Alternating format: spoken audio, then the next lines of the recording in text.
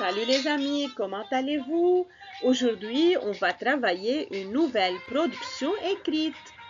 Allons-y. On commence, regardez. Voilà le texte documentaire. On va faire une petite révision à propos de la mise en page et les éléments du texte documentaire. Bien sûr, on commence par le titre. Regardez, à l'attaque, c'est un titre. Voilà.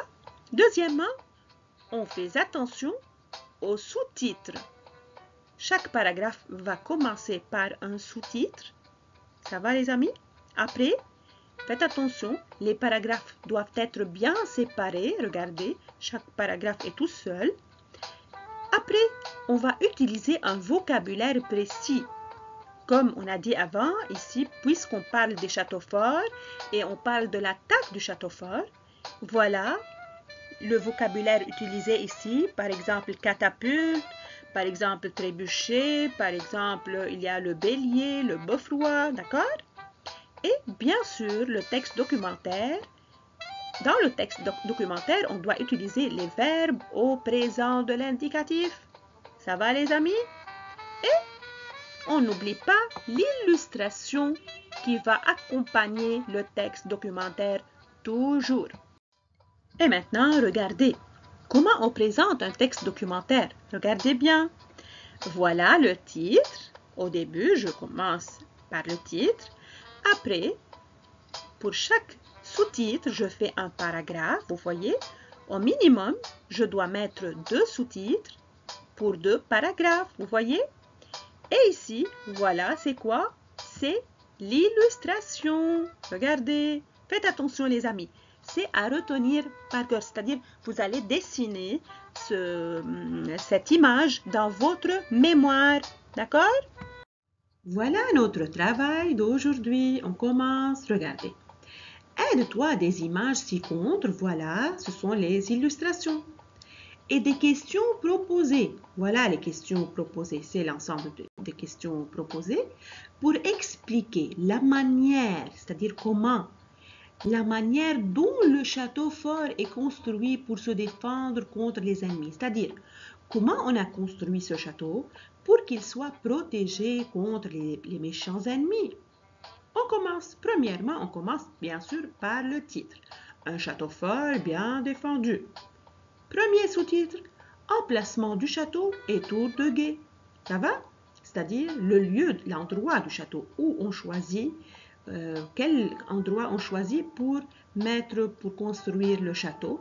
Et les tours de guet, c'est pas le donjon, la plus haute tour, non. Ce sont les autres tours, les tours de guet, pour guetter les ennemis. Voilà, les questions. Où est-elle construite? Où on le construit? Le lieu, l'endroit. Les murailles sont-elles hautes? Bien sûr. Qui se trouve au haut des remparts? Voilà. D'accord? Vous allez regarder qui se met au haut des remparts. Où se promène-t-il pour surveiller les alentours? C'est l'entourage, on a dit ça avant. L'entourage du château.